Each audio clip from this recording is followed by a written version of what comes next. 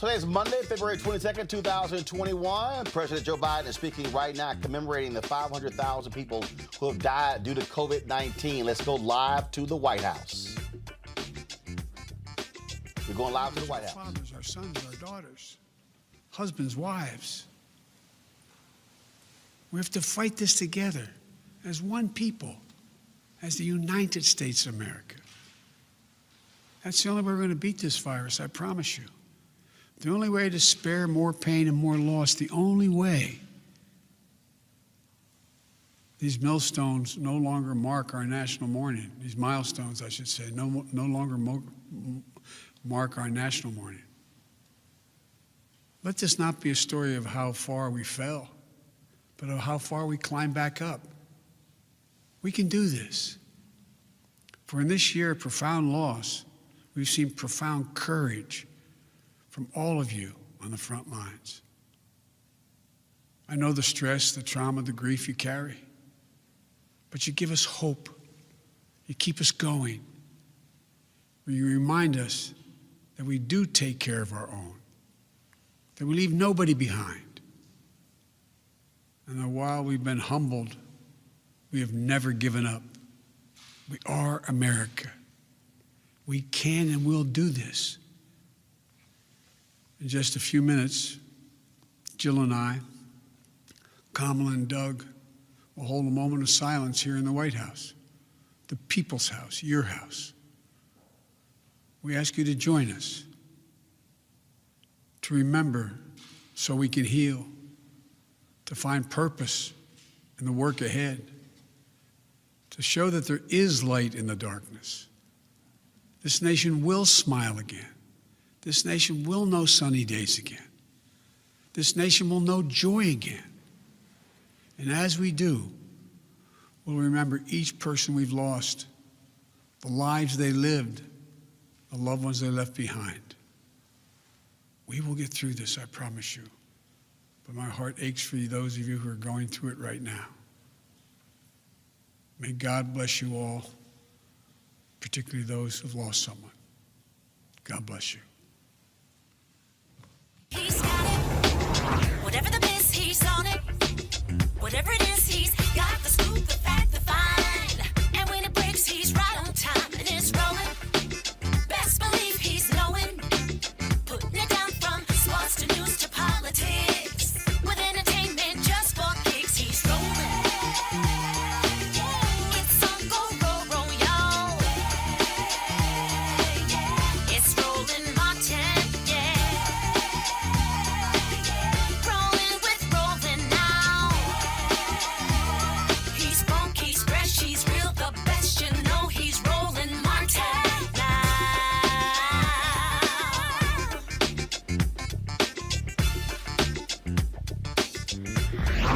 Martin.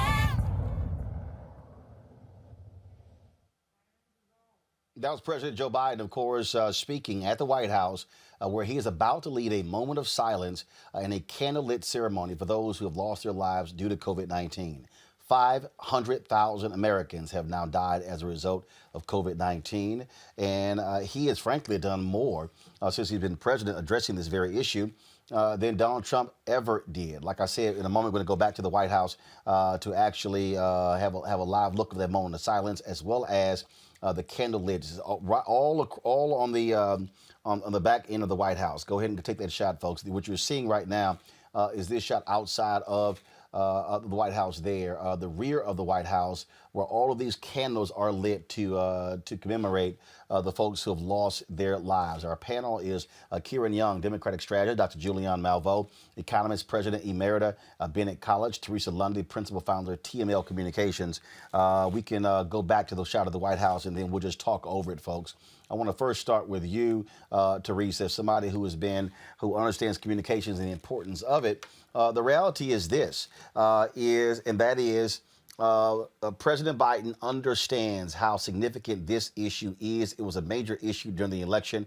So for him to spend the amount of time, remember, of course, when he got inaugurated, they had the events taking place where they had a ceremony at the reflection pool for those who lost their lives due to COVID-19. And so then you have this as well. This is what we call a president understanding how to touch a touch point for Americans.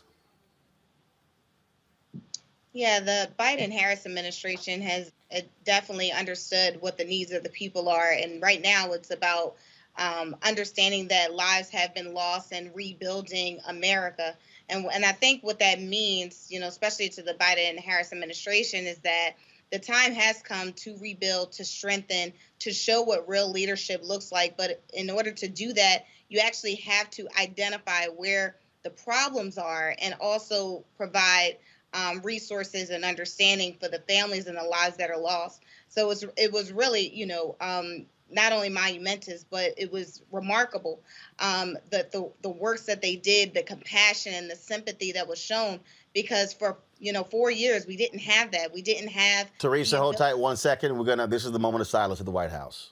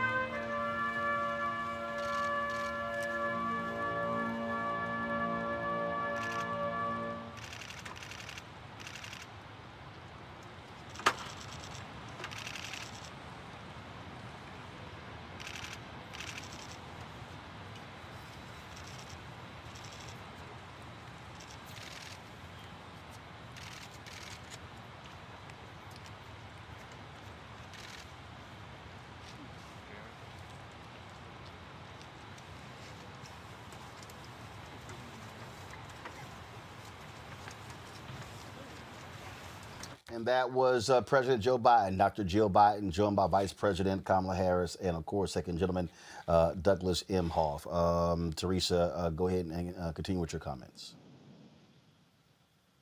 Yeah, I mean, outside of us knowing, that we have a Biden administration that is listening to the hearts and souls of the people and takes that compassion with them in every decision, it's just rewarding to know that we have leadership finally back in the White House after 4 years of destruction and turmoil for most Americans. Julianne. It was a very somber moment, very important one. As Teresa said, we haven't seen this before. We've seen the deaths toll rising. You've seen no response from the previous president. But what President Biden and Vice President Harris have done is made it clear that when you have 500,000 people dead, it requires some acknowledgement and some commemoration. So, as I said, it was a very somber moment and a very appropriate one. And it really does bode well in terms of looking at this administration and how they understand all of our pain. 500,000 people. I don't know a person who hasn't been affected by someone who's passed because of this COVID or who has been affected by it. I know young people who are still trying to get through it. And I know other people who've lost, my godfather died a month ago because of this. So we have so many people who are affected, and it's useful to have an administration that says, I feel your pain. Kira, that is obviously something that is important because people do want to believe. They want to see out of the President of the United States being the healer in chief. That is something that Donald Trump never did. And keep in mind, Donald Trump said that COVID was going to disappear by June of last year. Wish he had.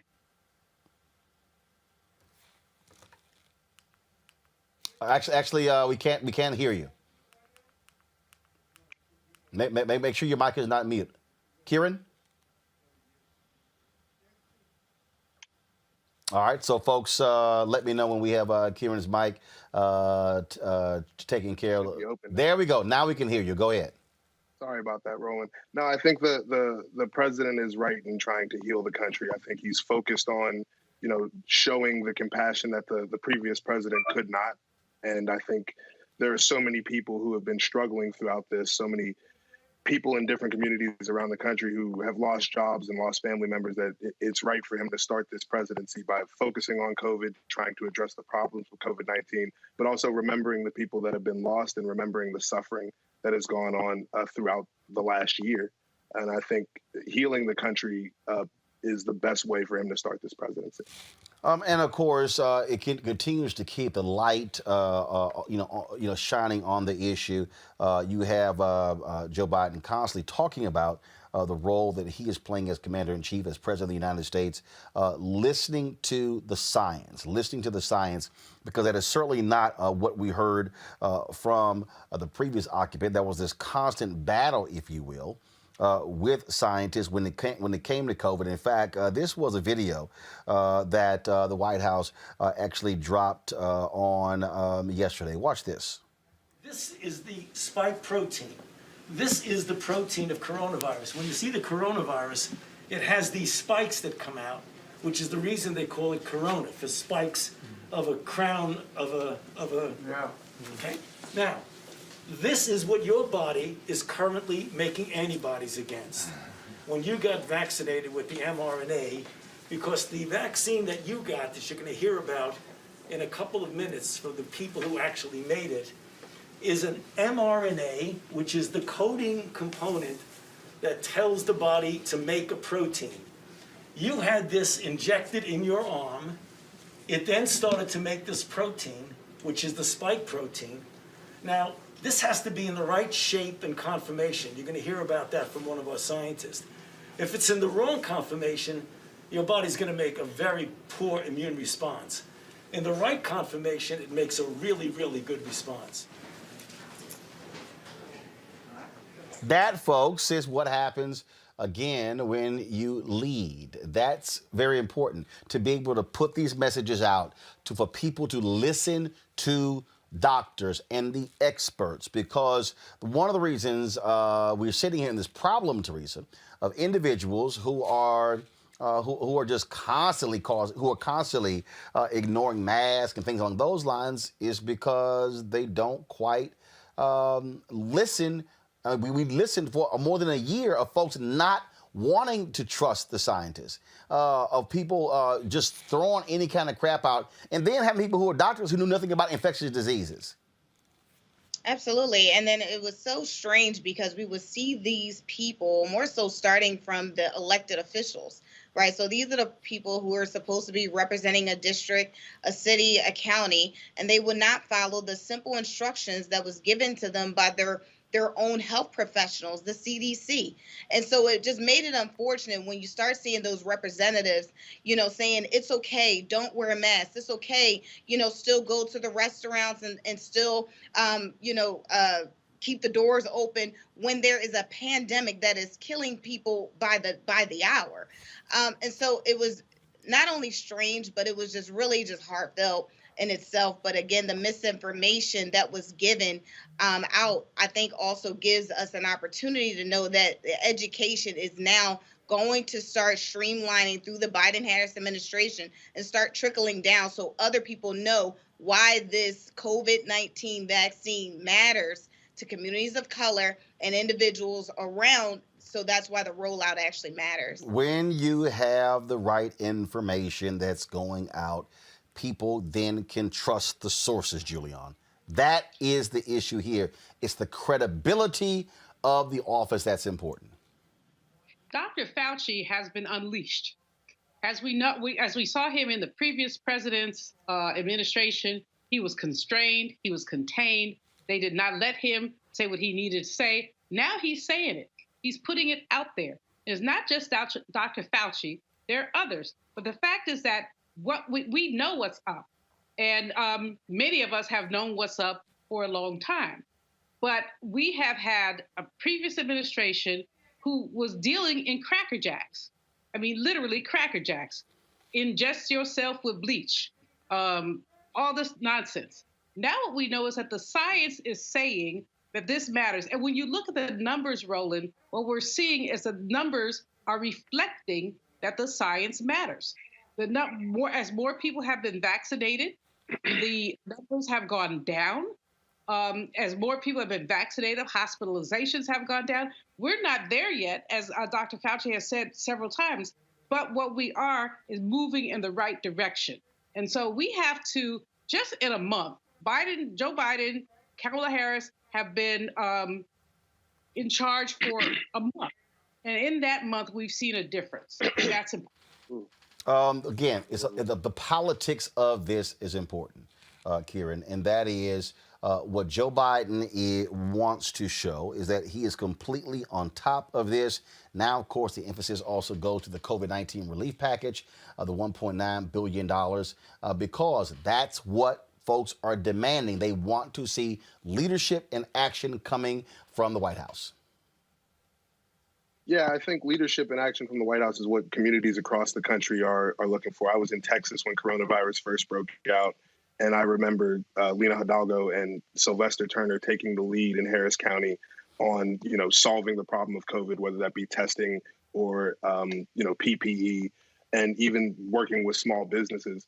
I really think that the Biden administration needs to focus not only on working with expanding PPP in order to cover, small businesses, as well as to work with low-wage workers in order to, stem some of the problems that have been created by the mass unemployment that we're seeing because of COVID-19. And, also making sure that we get checks in people's hands. I mean, I was in Georgia for the runoff election, and we really heard a message of, we're going to get an extra $2,000 in your hands.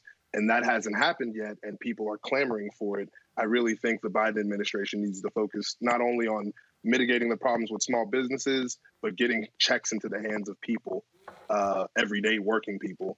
And I think that'll help to solve some of the problems. Speaking of those issues with when it comes to COVID-19, PPP loans, the Biden-Harris administration, they made several considerable changes to the latest round of Paycheck Protection Program funding. They're pledged to assist the smallest businesses this time around, and those that were left behind in previous relief efforts. Included in the updates are significant increases in money allocated to small businesses with fewer than 10 employees and additional support for sole proprietors, independent contractors, and self-employed individuals. They have also eliminated an exclusionary restriction that prevents small business owners with prior non-fraud felony convictions from obtaining relief through the Paycheck Protection Program. Joining me now to talk about this is Robert James, chairman of the National Bankers Association, and Ron Busby, president and CEO of the U.S. Black Chambers, Inc. Ron, I'm going to go to you first, and that is we talk about PPP here. We talk about these loans. This is important over the next 2 weeks. To give the money that's going to companies 20 employees or less. What people have to understand is that when you talk about small business in America, Ron, 500 or less. A small business is considered 500 employees or less. Well, guess what? That's a lot of large companies, frankly, for true small businesses. So this distinction, 20 or less, is really important. Really was for us. As we know, 95% of Black-owned businesses are considered small businesses, and 95% of them were not able to participate in the largest stimulus package this country has seen. And so it was very important for us to advocate on behalf of the members that we represent. So the 10 employees, 20 employees is extremely important. The next 2 weeks is extremely important for everyone to make sure that they can go establish those relationships with the community lenders, fill out your application, and to get it back. The other two things that Roland said were extremely important. If you currently are delinquent on your student loan, that's not a deterrent. And if you're a felon without a fraud conviction, that's not a deterrent. This is important for us. We advocated for this because we felt it was important for Black-owned businesses to be able to get their share. This administration has heard. These are things that could have been done during the first wave, but we're so happy that we were seeing the improvements in this portion of the package. This is critically important, Robert, because when we talk about, again, help for those most in need, the people who are true small businesses really got lost in the PPP program. How is the National Bankers Association, the group representing Black banks and minority banks, prepared to help folks over the next 2 weeks? Because this is specifically right now. This period, beginning on Wednesday, will be for the next 2 weeks for businesses, 20 employers or fewer. Roland, thanks for having me this evening, and thanks for covering this really important issue. We have been at the National Bankers Association, our member banks across the country have really been rolling up their sleeves throughout the PPP process and working with these truly small businesses in the Black community.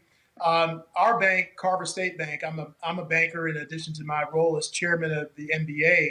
And at our bank, the median borrowing has been under $25,000. Most of the businesses are far less than the 500 employees. Really, those 1, 2, 3, 4, maybe 10 employee type businesses. And it's really critical that we have this extra time, because even in the first 2 rounds and certainly in this 3rd round, what we found is that we really have to roll up our sleeves and work with these individual companies and almost walk every one of them through the process. It doesn't matter if they're Ivy League educated professionals down to your local barber. Everyone that we're seeing really requires that additional help and assistance just navigating the process. And that's what our banks are specializing in doing with our community. And so we're grateful for this extra couple of weeks where we can really focus in on those smaller borrowers and make sure they understand the program and get all of the resources that they're eligible for. The thing here, Ron, we talk about what's going on here, is that it has taken this long for government officials to realize how do you truly target certain groups? Because we were sounding this alarm when the PPP program first started. And then we saw these stories where the Los Angeles Lakers are qualified for PPP loans, and Ruth Chris Steakhouse and other major companies, because the way the rules were set, you could apply with these individual restaurants when you were part of these massive larger groups. And then once those companies got outed, then they were embarrassed. They had to give the money back. But again, and the people who were truly small businesses, they were yelling and screaming, saying, "We're going to be DOA." Now, is this still? Has this also dealt with the whole deal of a 1099, or is it still full-time employees? Because that also was part of the problem. Sure. And I want to address the number of employees that a business can have. And it's based upon your standard industry code, your 6 code or your NAICS code. So there are industries that will allow you to have up to 500 employees based upon that code. So the other thing that I want to make sure that people understand, that if you are a sole proprietor, the math may sound complicated in reference to how you can fill out and how much you can get. The maximum that a sole proprietor, an individual business owner, can apply for is $20,800. And in fact, what you would do is take 2.5 months of your annual payroll, or what you would pay yourself, amortize that over 12 months, divide it, and that's what you come up with, or roughly 0.02 808. You can either do the two equations or on the average, no more than $20,800. But again, I think this is going to be extremely important for the small as well as mid-sized Black-owned firms. And the other thing is, in reference to before it was you had to show that you lost money during the fourth quarter. We're saying now in this new plan, any quarter during the year 2019, if you had fewer revenue than 2020 during that period of time, you're still eligible. So make sure that you find your local Black banker, establish that relationship, and let's go make some loans and get through these difficult times. Robert, for the folks out there, they may not have a Black bank that's in their town. How can they still assist? How can they still work with the Black bank? Are there any restrictions? Do you have to reside in that city, in that state? Share those thoughts. Thanks, Roland. The answer is no. You don't have to reside in a particular geographic region in order to do business with a Black bank. Many of our institutions are accepting PPP applications from customers across the country. I know that our institution, even in the first two rounds, we found that Black businesses found us from across the country. We made loans to Black businesses as far away as California and up in New York. Our bank is located in Savannah, Georgia. We're one of the smallest banks in the country, but we really jumped in with both feet to serve Black businesses that weren't getting attention from those larger institutions. And we're doing that now. And you see that if you go to the National Bankers Association website, nationalbankers.org, you can find a list of all of our member institutions and find one that's accepting applications online and ready and willing to serve you. Ron, one of the issues, the last question for you, one of the issues that, again, people are dealing with is understanding the process. What are y'all doing at the U.S. Black Chambers, Inc. To help people who aren't clear with all these, fill this out, what steps to take, what bank to connect with, what's the right bank, because the people who got it are folks who paid others who knew how to, frankly, I won't say, who knew how to work the system. Yeah. And I appreciate that. And what the U.S. Black Chamber does is we're providing that free information for the business owners across the country. Every Thursday, we have online classes. We're having seminars. We understand that the majority of businesses that failed, it was not because they didn't have good businesses. It's just because they didn't have good information. And so we're here providing it for them. You can find out at usblackchambers.org. Again, usblackchambers.org to find out how you can find out the information to provide you with the PPP that you need. All right, then. Ron Busby with U.S. Black Chambers, Inc., Robert James with the National Bankers Association. Gentlemen, we certainly appreciate it. Thanks a lot. Thank you. Julian, this is one of those things, again, where bureaucrats make decisions, politicians make decisions without really going back to break down, wait a minute, how can we really help those in need? And this was one of the problems. And billions had already gone out of the door before they realized, oops, we got some issues here. And so this focus the next 2 weeks is critically important. Absolutely, Roland. Part of the challenge is that we have to disaggregate data. What we're seeing people say, well, businesses are in trouble. Well, Black businesses are in a different kind of trouble. Other businesses are. We've lost 40% of our businesses since COVID started. The paperwork burden, I think that Ron Busby referred to, is a paperwork burden that a small business is not equal to meeting. You know, you've got all these pages, all this, that, and the other, and people aren't able to do it. So I think Maxine Waters and many others have lifted up the notion that we have to be race sensitive about this stuff, not race neutral, but race sensitive, because we know that Black businesses have been harder hit. White folks lost about 20% of their businesses, Black folks about 40% of our businesses. That's really catastrophic when we think about the impact that our businesses have on our community.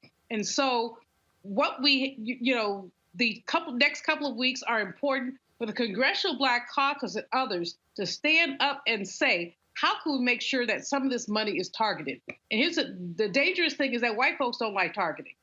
They do not like saying, let's do this for Black people. was like, let's do it for everybody, kumbaya, kumbaya. But in fact, everybody did not get hit the same way. So I'm very happy that we have this segment, Roland. Happy you have these brothers. And I think it's really important for us to understand how Black business has been hit by COVID and how there is nothing in the system unless we push for it for these businesses to recover. And Teresa, squeaky wheel gets the most grease. That's the bottom line here. And so having advocates in D.C. certainly made all this possible. Absolutely. And I thank them every single day because these are the type of conversations that we are looking for our representatives and business associations to actually have on our behalf, because we're not at the White House. We don't, most people don't have the full access and resources and the responsibility that is necessary in order to get us all back to business. And that means the 40% of Black businesses and minority businesses that was lost during this pandemic. So thank you. Karen, what we're going to be seeing here again, but you also have the communication medium, getting the word out to the people most in need. Look, bottom line is I'm sitting here looking at television here, national media. A lot of their focus really is on the latest thing Trump responded to, also with Biden and COVID. But this is one of those things that could really help our businesses stay afloat. As Julian said, we lost 41%. And folks, keep in mind, prior to COVID, we had 2.6 million Black-owned businesses in America. 2.5 million had one employee. So, when you lose 40%, you're talking about, that means that of the 2.6 million Black-owned businesses that we had, you've lost, folks, 1 million businesses. Mm-hmm. So the one thing that I think about constantly is my parents. My parents are small Black business owners. They've owned restaurants, they've owned retail stores. And now they're in a business where they contract with the government. And I'm very thankful for that because it's one of the few things that hasn't disappeared because of COVID. So as we're going forward, we need to start to think about, the people who own restaurants and bars in our neighborhoods that didn't get any support, didn't get any help, and were told to shut down for months on end. And some of them are now opening and some of them aren't. But the ones who are opening are still making significantly less money and are having trouble keeping the lights on. So I think we really need to focus on being deliberate about targeting Black business owners, large, small, and making sure, some of our Black businesses operate on a very thin margin, and making sure that they have the resources necessary to keep the lights open. I think of Ben's Chili Bowl in D.C. as one of my favorite restaurants. They have had some trouble over the past couple of months. So even our institutions, our staples in our neighborhood could possibly be gone if we don't get help for them. And again, Julian, for the people who don't know, or the folks in the back of the room who want to be stuck on stupid, Congress can't say we're going to create a program specifically for these Black businesses. One of the things that they do is use the language such as 20 employees or fewer. And so what the CBC and others understand is, how can you craft language that can really target our community but not use very specific race language? But Roland, I think that we have to use specific race language. Oh no, I agree. I agree. But the Supreme Court has look. When you talk about the Croson case, the Supreme Court has also weighed in on that. So I agree we should. But the question is the difference between can we? Is it legal? Well, I think that this is a time in the era of George Floyd for us to begin to push these envelopes about this. We don't experience America the same way. I agree. But the courts have ruled, though. How do you get around the courts? Oh, I know. Run, you're the football guy. No, you can't. You can't get around the courts. So you have to create creative ways to do what we want to do.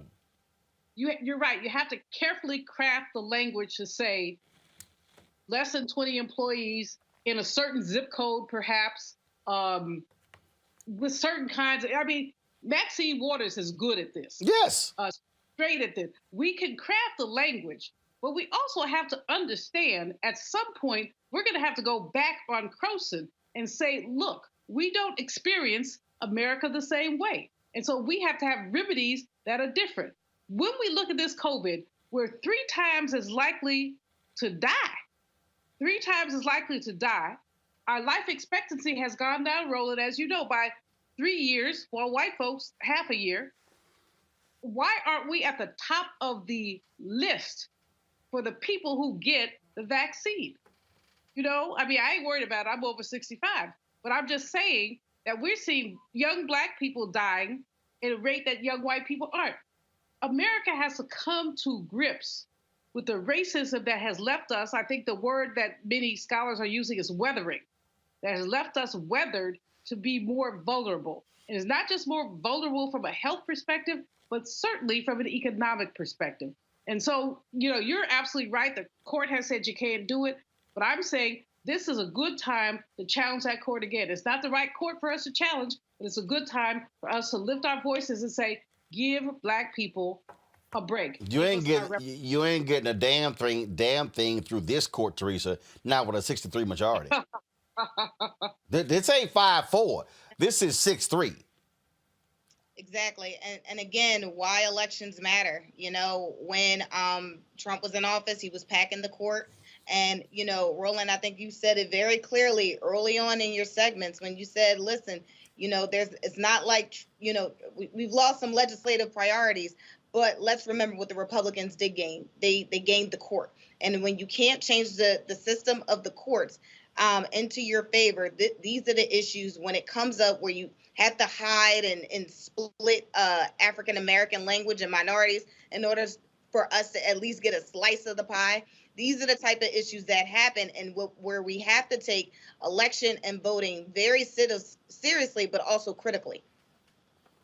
Absolutely. Folks, let's now go to a huge story that dropped yesterday. First of all, yesterday was the 56th anniversary of the assassination of Malcolm X. And what was amazing yesterday was when lawyers came together and revealed what they called new evidence of a conspiracy perpetrated by the NYPD and the FBI to assassinate the civil rights activist in Harlem. The family of Ray Wood, a Black man who worked as an undercover police officer in the 1960s, and their attorney now claim Wood wrote a letter on his deathbed confessing the NYPD and the FBI conspired to kill Malcolm X. Wood's cousin, Reginald Wood Jr., read the letter during Saturday's press briefing in Manhattan.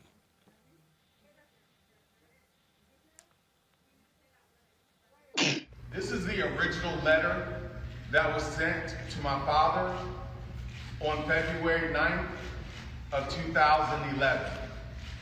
I'm going to read a copy. I preserved it for the district attorney and whoever needs this for the court case to be able to exonerate the people that Ray was concerned that had been convicted because of his actions.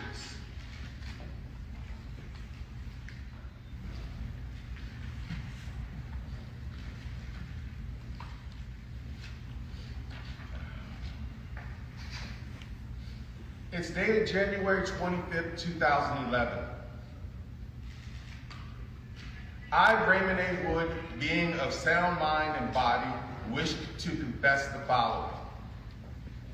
I was a Black New York City undercover police officer from April 1964 through May of 1971. I participated in actions that in hindsight were deplorable and detrimental to the advancement of my own Black people. My actions on behalf of the New York City Police Department, bossy, were done under duress and fear that if I did not follow the orders of my handlers, I could face detrimental consequences. Presently, I am aging with failing health. Recently, I have learned of the death of Mr. Thomas Johnson and are deeply concerned that with my death, his family will not be able to exonerate him after being wrongfully convicted in the killing of Malcolm X. The facts are as follows. April 17, 1964, I was hired by the New York City Police Department. Without training, I was immediately assigned to the Bossy Investigation Unit. After witnessing repeated brutality at the hands of my coworkers, in parentheses, police, I tried to resign. Instead, I was threatened with arrest by penning marijuana and alcohol trafficking charges on me if I did not follow through with the assignments. Under the direction of my handlers, I was told to encourage leaders and members of the civil rights groups to commit felonious acts. The Statue of Liberty bombing idea was created by my supervisor/handler. Using surveillance, the agency learned that Bo and Saeed were key players in Malcolm X's crowd control security detail. It was my assignment to draw the two men into a felonious federal crime so that they could be arrested by the FBI and kept away from managing Malcolm X's Audubon ballroom door security on February 21st, 1965. On February 16th, 1965, the Statue of Liberty plot was carried out and the two men were arrested just days before the assassination of Malcolm. At that time, I was not aware that Malcolm X was the target. On February 21st, 1965, I was ordered to be at the Audubon Ballroom, where I was identified by witnesses while leaving the scene. Thomas Johnson was later arrested and wrongfully convicted to protect my cover and the secrets of the FBI and the NYPD. I had placed my full confession into the care of my cousin, Reginald Wood Jr. I have requested this information be held until after I have passed away. It is my hope that this information is received with the understanding that I have carried these secrets with a heavy heart and remorsefully regret my participation in this matter. Raymond A. Wood. Joining us now is Baba Zach Kondo, author of Conspiracies, Unraveling the Assassination of Malcolm X. Baba, glad to have you on Roland Martin Unfiltered. I'm glad to be here. First and foremost, got to get your reaction to that news conference on Saturday where he read that letter from an NYPD undercover police officer. Yeah, well, first off, it's not any new information. What I think is good about it, though, is it's basically demonstrating once again the role that organizations outside of the Nation of Islam, my book basically argues that three forces killed Malcolm X. The Nation of Islam were the trigger people, the NYPD, which is what Woods represents, and then the FBI, who helped to pretty much organize everything. What this revelation basically shows is that the, excuse me, what this thing shows is once again the significant role that the FBI and the NYPD played. And let me identify something that didn't come out in this thing. Woods was a member of a secret unit of the NYPD known as BALSI, the Bureau of Special Services and Investigation. The best way to understand them is that they basically represented a counterintelligence apparatus, like a miniature FBI is what BALSI basically represented. And their job was to infiltrate organizations. If you're familiar with the counterintelligence program, most of your listeners are. BALSI was simply a city version of the counterintelligence program. So they were secretive. And this guy Woods, one point that we want to make is that an African person cannot infiltrate the Ku Klux Klan. So when a Woods was recruited, the only way that they could use him, that a bossy could use him, was against our own people. And the problem that I had listening to that news conference yesterday was that, first off, Woods' nephew was making excuses for him. He chose to be a traitor for Malcolm. He chose to be a traitor for our people. And him talking about, they were going to whitemail him and they arrested him and all that. All of that is part of the game. You either choose to be a man and to basically support your people, or you choose to betray your people. That guy chose to betray our people. And this, of course, in many ways, people now seeing the story of William O'Neill, who did the exact same thing to Fred Hampton, where the FBI, in conjunction with the Cook County State's Attorney's Office, killed Fred Hampton. And when people talk about the dissension, when you talk about even what took place within the Nation of Islam, the anger towards Malcolm X, we also cannot deny the reality of the FBI having people on the inside stirring that dissension up. We saw the exact same thing in other groups. The reality is when Dr. King was killed, one of the folks who was on that balcony leaning over his body was somebody who was an undercover CIA operative. So again, American forces saw Black liberation, Black freedom as the #1 threat to this country, and they chose to say, we're going to dismantle it by cutting the head off.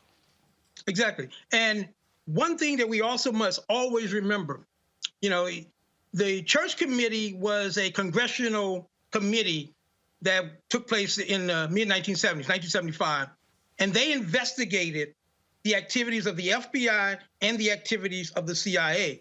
And one of the things that came out of that, and this is not, Roland Martin talking or Babazak Kondo talking, this is what the committee found. It found that when it came to African people, the most violent techniques were accepted. And that meant anywhere from assassination to wrongly imprisoning people, to beating people, shooting people in broad daylight. Just to put this in some context, in broad daylight one day in the late 1960s, at the Los Angeles branch of the Black Panther Party, the FBI had a raid, and they sent carloads of their people. They fired over 1,000 bullets into the Central Avenue headquarters of the Black Panther Party of Los Angeles. Over 1,000 bullets. And luckily, because we had a brother there by the name of Geronimo Pratt, he had like 5 minutes to get everything together. They got a phone call or something, and he was able to fortify it. But I'm saying 1,000 bullets into one room, hoping to kill as many Panthers as they could. Lucky for us, there were a couple injuries, but nobody was killed. The thing that, first of all, where do you think with this letter being read, where does this go from here? And for people who have not, they may have read stories and stuff along those lines, should there be a push for folks to push President Joe Biden to declassify any and all documents related to COINTELPRO, Malcolm X, Reverend Dr. Martin Luther King Jr., any other folks during that particular era?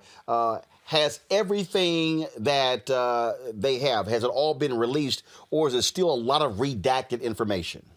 Right. No, it's still, put it this way. When I was doing my research on Malcolm X, my book was published in 1993, and it's being revised right now. But at the time that I did my research, I had a conversation one time with this young brother who worked in the reading room of the FBI, because, you had to go there to do the research. And he told me something very interesting. The King file at that particular time, the headquarters file, was 500,000 pages. He told me that they had destroyed at least that number, people like me and you will never see. And because this is an eternal type of thing, there's no accountability. Now, here's the thing, though. I hear what you're saying in reference to releasing the documents, but oftentimes the most important documents, the smoking gun documents that the average person needs to see, those documents in most cases will never see the light of day. Of course. Because the FBI and other intelligence apparatus, they have that, they have that freedom, and they justify it under the national security. And that's a big umbrella. Well, plus we also know that when J. Edgar Hoover died, he gave instructions for his secretary to basically corral and gather all of those secret files. We don't know what happened to them. We don't know if they're stored somewhere. We don't know if he instructed her to destroy them. But we know that when Justice Department leaders went to his home and office, they found nothing. Right. One thing that we do know, though, he had tens of thousands of documents in this warehouse. And per his will, his secretary, a woman by the name of Helen Grundy, if memory serves me, she made a phone call. Some trucks pulled up maybe 30, 40 minutes later at this warehouse. They took out some documents, and then accidentally they burnt down the facility with the rest of them in there. So there were certain documents he apparently wanted preserved, and the rest of them went up in flames. Real shocker, huh? Nah, no shock at all. What happens next? Do you think this changes anything? Do you think anything comes about from this revelation or the reading of this letter? Right. You know what? I think what it does, because remember, supposedly Cyrus Vance, the DA of Manhattan, is supposed to be looking into investigating the possibility of reopening, the trial of, the case that sent two innocent men, Butler and Johnson, to prison. Now, I'll be honest, I've been in contact with them. They had asked for a copy of my book. I haven't heard anything from them, but I guess you could say that I wouldn't hold my breath. I think the best thing that is likely to happen, right now is that public opinion will be piqued, people will become interested, and depending on what type of a thrust, particularly we African people give, will dictate how far. But I think we would be naive to think that there's going to be any movement from a legal standpoint unless we organize and pressure and threaten and demand. So if anything is going to happen through the system, and you're talking to a pessimist because this system, has never had our best interest at heart. And keep this in mind. Think about what is the repercussion here. If they find, say they open up a trial and the trial proves that there was some government complicity in Malcolm's assassination. Do we really think that the FBI or the courts are going to, take that real serious? And see, that's my problem, as a, having studied this, this government as long as I have, but it doesn't mean that it can't happen. So I guess you could say I'm a modified optimist that maybe something can happen to this. But I still say we should push it.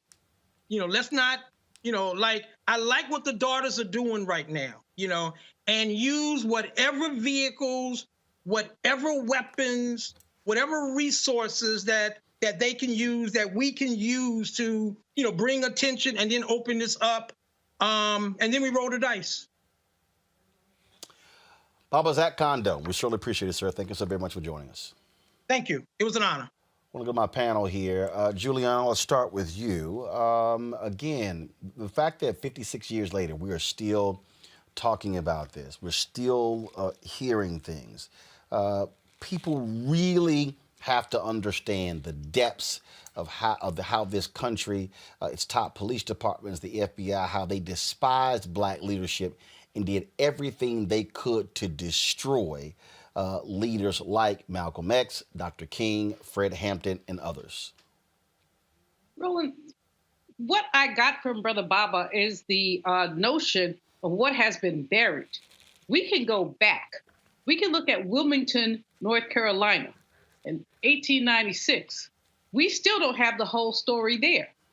Tulsa, we have more information than we thought we had, but we still don't have the whole story there. And so the assassination of Malcolm X, the killing of Medgar Evers, we still don't have the whole story. If Brother Biden wants to do the right thing, we'll unseal some of these records and let us see it. There's nothing we can do about it, but we need to know. We need to know why our leaders were assassinated. We know why, but we need to know who, what, when, where, and why. And we need to know this is why reparations are so important. We need to understand the damage that has been done to our community. When I think about the daughters, about Quabila, Atala, and all of them who I know, and I think about the pain that they've had to deal with all their lives, but also now to hear more, I think about the, the resolution that they must have of the closure to have this stuff put out there. So I just feel like this is one step in the right direction, but it's just one step. And I don't know what this little underground FBI fellow was doing. And he has very little credibility, but he has enough credibility for us to think about what he's saying and what it means. We need to know how these people have damaged our community. Teresa.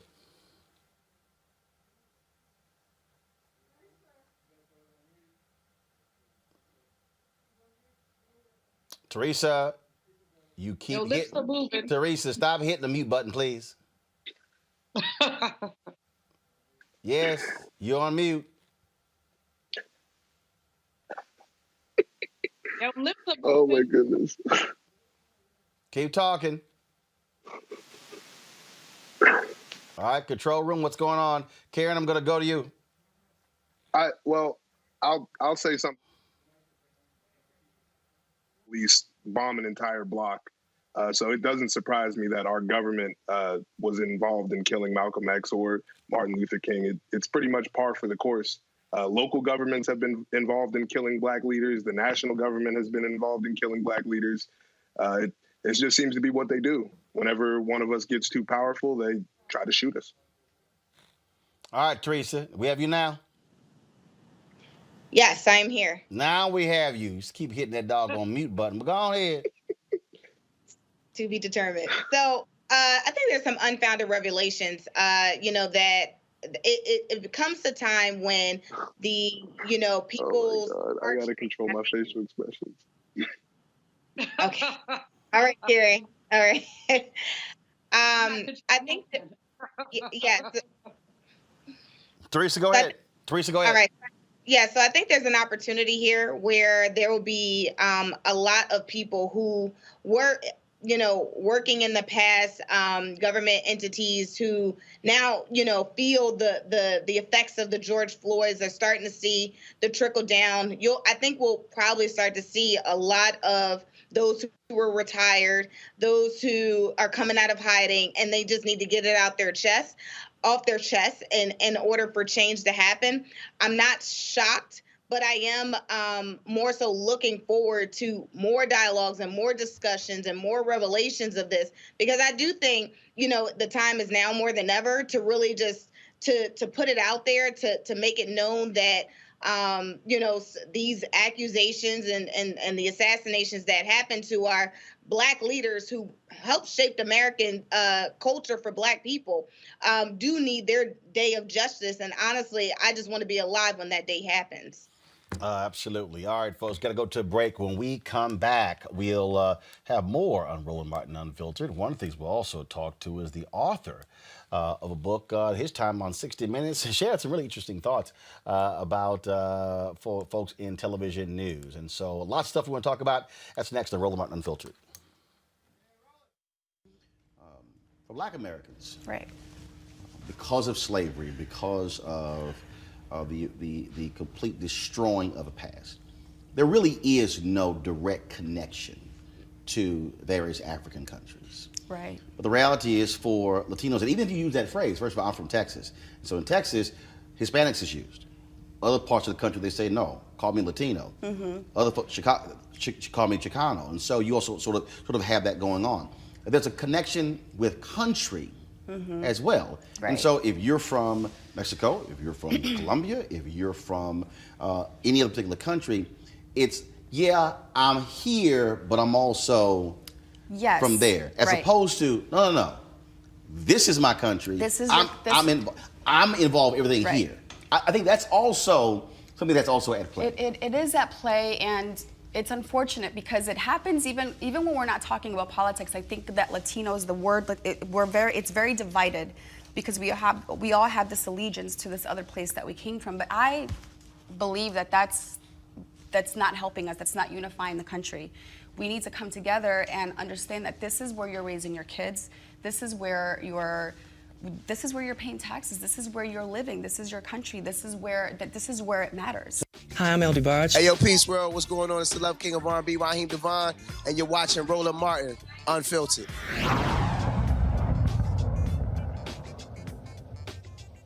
Charges in Plano, Texas have been dropped against an 18-year-old black man who spent a night in jail after he was strangely arrested for walking in the street.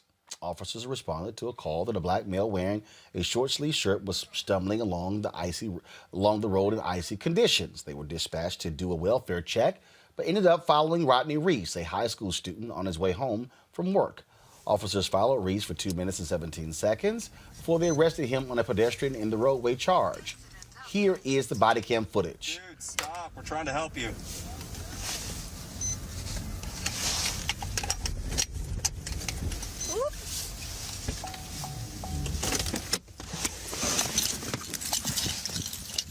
Hey, man. Whoop. You trying to get home? Are you trying to get home? You straight? You need a ride somewhere? Hey, look, we just want to make sure you're all right. We just want to make sure you're all right. Come here. Sir, you need to talk to us, okay? Sir. I'm good, bro. Can you calm down? All right? Sir. Don't touch me. Sir, look, we just want to talk to you. All right? Good. I'm on the way home. I'm straight. Okay. Where the fuck I'm going? Okay, but you're walking in the middle of the road. I understand that. My bad. I'm not in the middle of it.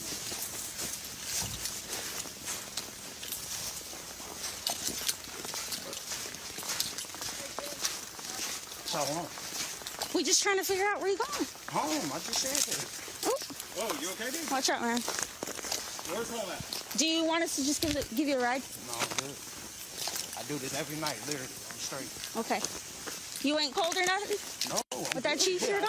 I'm good. What's your name, man? Nice. Huh? You don't know?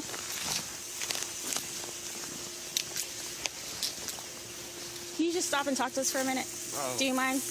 Do you mind just talking to us for a minute? Just talk to us for a minute. Just talk to us for a minute. I ain't gonna put my hand on a female. Please don't touch me. Okay. I'm just trying to get your attention, okay? We're just trying to make sure you're okay. Don't touch We're trying to me. make sure you're okay. We're trying to make sure you're okay. Sir? No, what? We're trying. No, what? We're doing an investigation. I don't care. I'm going home. You were officially detained. No. Yes, Sir. yes you are. Bro, stop. Just relax. Just relax, all right? Just relax. We're just trying to talk Bro, to I you. got an anger problem. Please get off me. No. Stop. I'm sorry, I didn't mean to touch you. Yeah, you didn't. Stop. Put your hands behind your back now. You are not free to go. Wow. The next thing you do is going to be get a charge right now. For what? Because you're pushing on an officer. I'm not pushing. How am I pushing on you? You're actually resisting, dude. It's resisting arrest or detention. Give us the channel. Please just let me go. No. My house is literally right there. Can you just tell us the address? Wait. Relax, dude. Put a contact. I'm trying to. Please just let me go. Wow, you're really making this worse right now. We're trying Honestly. to do that. Okay, he's about to. All right. It's not back here.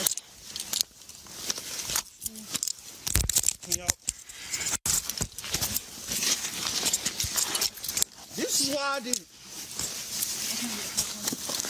Dude, just stop. Stop resisting. Just let me go. Let me go. Stop. Let me go. Stop resisting. Bro, fuck that. Bro, just let me go. Just relax. Bro. Give us. What the fuck is wrong with you? You got me fucked up. Get on the ground, dude. Just get on the ground. Stop resisting.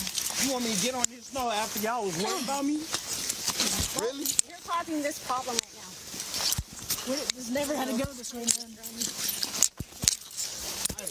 I got me. Go ahead. You got it?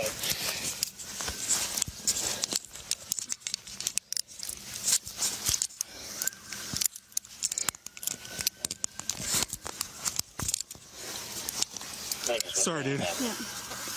Just relax this arm. Relax your arms, okay? Just relax your arms.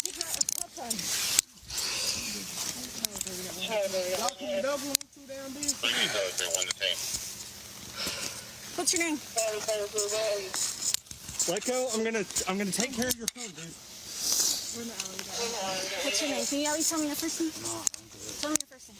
I'm good. We honestly were just trying to check on you. That's cool. Okay. I said I'm First good. of all, you were in the roadway, which is a Alright. safety hazard, and you're not supposed to be in the roadway. And offense. All right? You're not at liberty to move around. Bro, Okay, just I relax. thought you was turning me around. Why are you trying to put me on the ground for? Just relax. Moving around. Just relax. You're not at liberty to move Where do around. you live? I can do what the fuck I want to. Where do you live? Actually, right now you can. Yes, I can. Where do you live? Where do you live? All right. If he's not gonna cooperate, He's going in the car. popping him in the back of the car. Come on, just walk this way. You got a walker?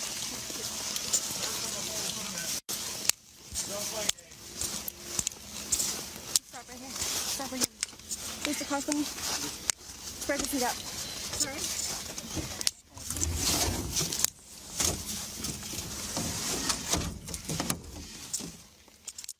You got anything that's gonna poke me, stab me, nothing like that? You don't have any weapons on you like that?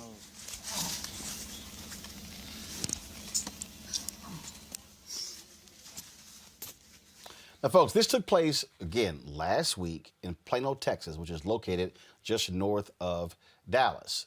Now, the Plano Police Department posted this video on their page, their Facebook page. Immediately were condemned by a significant number of people. Rodney Reese, high school student who worked at Walmart, okay, walking home. Now, officers, they followed him because they claimed this report of a man stumbling in the street. Plano's police chief said the arrest was not consistent with the reason officers were called. The department will determine whether an internal investigation is warranted. This is the kind of nonsense that we see, Kieran, that is crazy. If you examine the video, the brother's trying not. He's trying not. First of all, that's wrong. It was body camera footage, not dash cam footage. Here's the crazy part, y'all. The body camera footage is shocking. He's trying not to engage them. He's trying not to deal with them because he just wants to go home. Second of all, he doesn't have to give them his information. This is why Colin Kaepernick has his Know Your Rights camps. He doesn't have to. Absolutely crazy. So the big problem that I see with what happened is that the police in Plano are harassing young black people in what is one of the fastest growing suburbs in the state of Texas. You have people moving from all over the country into Texas, and to harass black people is just appalling.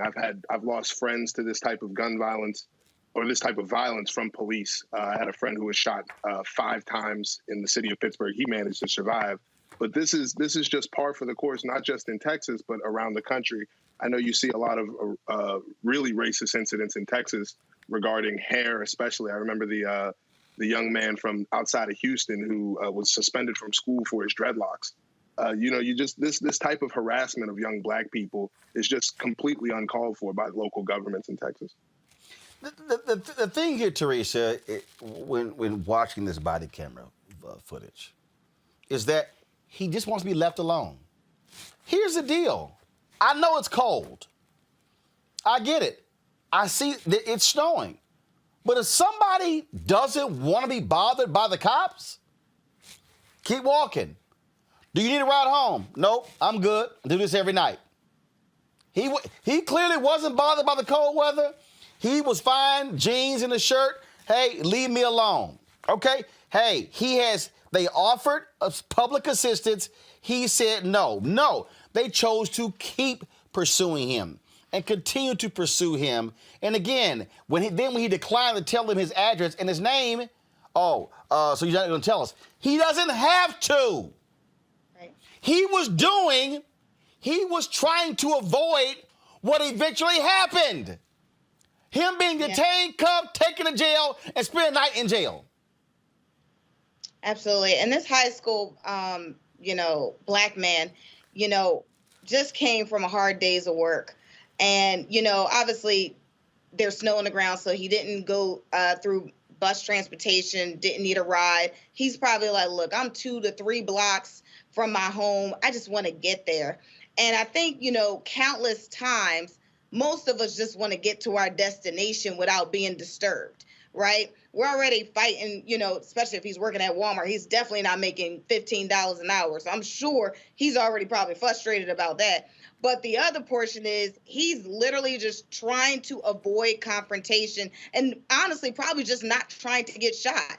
I think many times we have seen black men talking to the police and then it goes left. So I think he decided to do the opposite. I'm glad he's still alive. I'm glad he can, use this we can all absolutely use this as an example of non-confrontational from us, and yet we're still being confronted with aggression and with the need for them to just to feel like, hey, let us help you. Like, it's okay to help when we ask you for assistance, but again, we don't have to respond. You have to know your rights. He knew his rights. I'm grateful for the body cam footage, but it's interesting to me that the Plato Police Department thought they were in the right to actually, with this type of interaction with him, for them to actually post and see, this is what happens when you don't cooperate with the police. No, what it actually shows, and I think the video was very clear,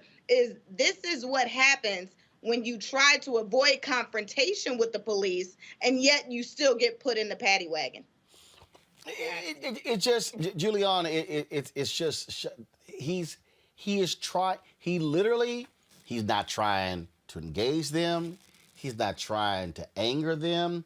I'm good, no problem. Ma'am, I don't want to touch a woman. I don't want to strike a police officer. Please don't touch me. All of that. Yet with all of that, he still gets arrested. He still gets put in the car. Now, and this is the thing that white folks don't understand.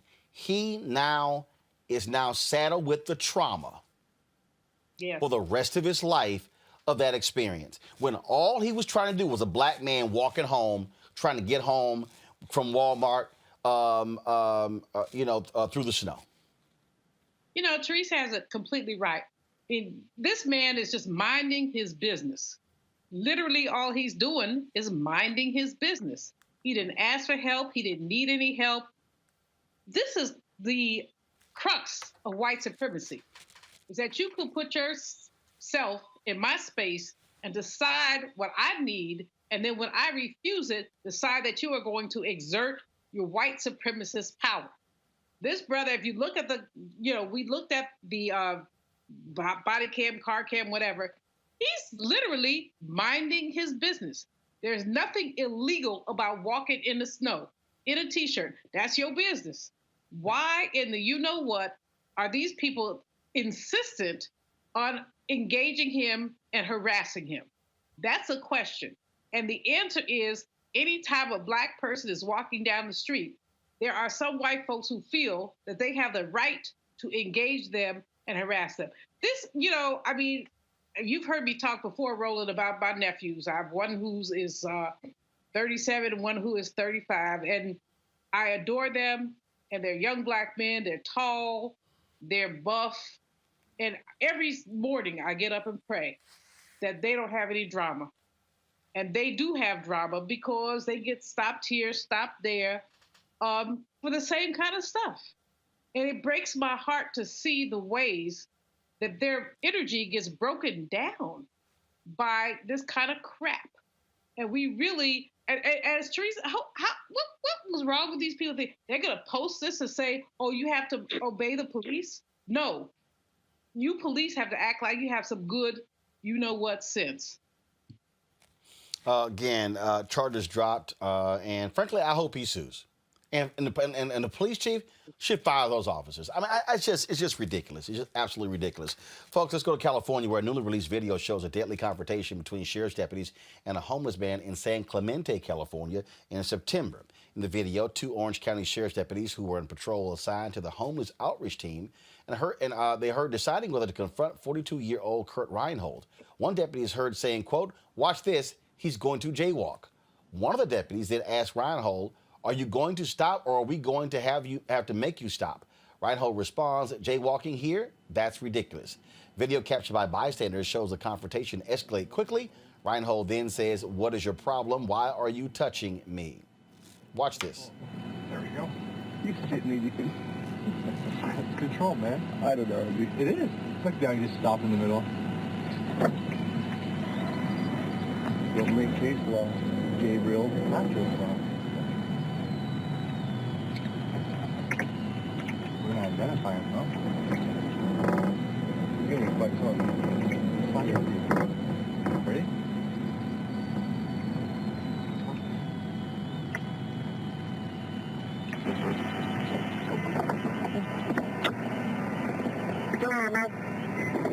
How you doing? How you doing?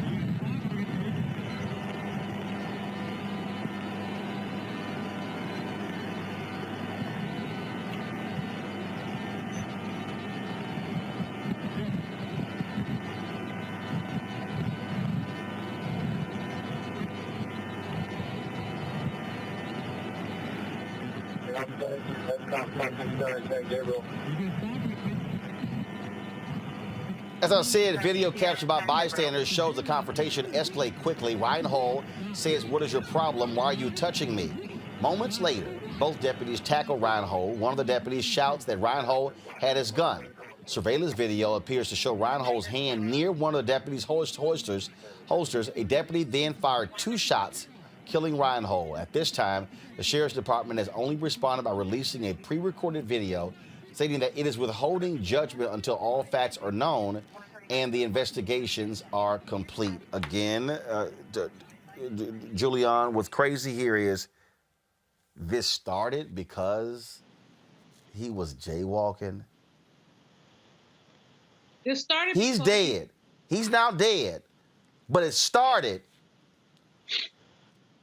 supposedly for jaywalking. It started because these police officers have an axe to grind against people. It started because they were exerting their power, their ability to mess with anybody. This man wasn't bothering anybody. Yes, he was jaywalking, but hell, we live in D.C., Roland. How many days of the week do you jaywalk? Or me. That's not a crime that has a death penalty. What we have here are out of control police officers, and I'm glad that you're raising this up because we keep hearing these stories and people say, oh yeah, but the police are okay. Some of them, but many of them are essentially harassing people, and they're exerting their power. And this is the issue, it's power. They're exerting their power. You go back to the beginning, oh, he's jaywalking. Looks like they're almost stalking him. This is absurd. It is just, again, if you're sitting here, if you're a police officer, Kieran, and if you see somebody doing something, if you see wrongdoing happen, I get it. But jaywalking. Yep. The level of selective enforcement is just crazy to me. I mean, you see somebody who is peaceful and, you just decide to roll up on them and harass them and then kill them. It goes back to the same thing that I said before about the incident in Plano. You just have a level of government harassment of Black people that a lot of times ends in death. And I really think we need to call upon the Biden administration to do something about this epidemic of Black people, Black men especially, being killed. So it's disgusting that we continue to have to go through this. And I'm glad I didn't have to watch another Black man get killed. I know it happened, and I'm so sorry that it did, and feel for his family. But it's just to the point now where it seems like every other day we're watching another video of another Black person being killed, and it's just terrible. Look at that face. It's so sad. I mean, that brother, he's gone, Teresa, because you got cops who are they just do what they do. And this is the crazy stuff here. You look at the Plano, the perfect example, that brother could be dead in Plano. That's how things escalate and Black men end up getting killed. Yeah, so these videos are in strict contrast, but also the same. So in one hand you have the homeless man who is literally walking across the street, and it's not a death sentence. It should be actually what it's constituted as is a ticket, but it's not warranted for a gun to be drawn and shots to be fired and your life is to be lost. So it's very interesting circumstances, and again, this is the time where it's just too many times we're all having these conversations about justice and what does criminal justice reform looks like.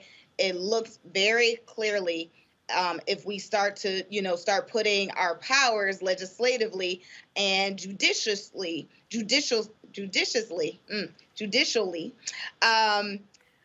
into action. So what does that mean? That means we need to, escalate and increase and decrease the police budget, understanding that, these people are using their powers to get away with really murder, and also put into place some of the reforms that has been repeatedly stated over and over. And I think if we start doing that, we can then start to see results. But right now, it just seems like it's on a standstill, and thus these policemen and deputy sheriffs are having a free-for-all on Black lives.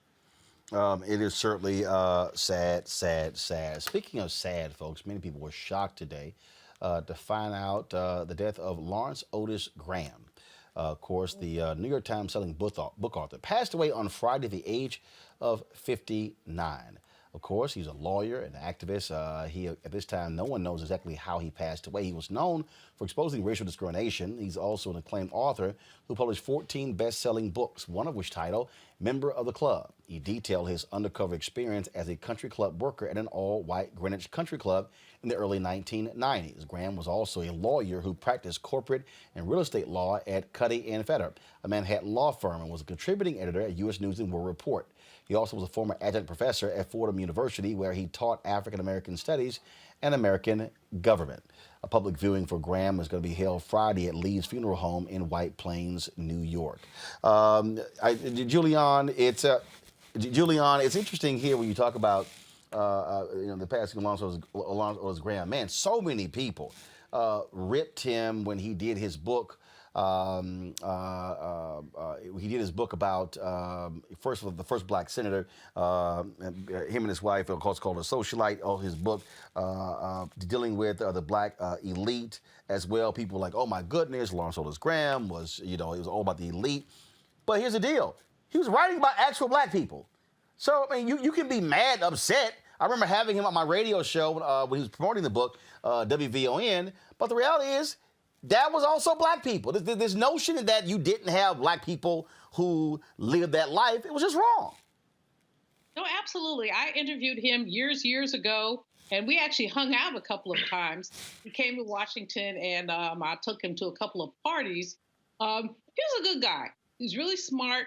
He was classist, but, many of us in these positions are. We don't want to admit it, but we actually are.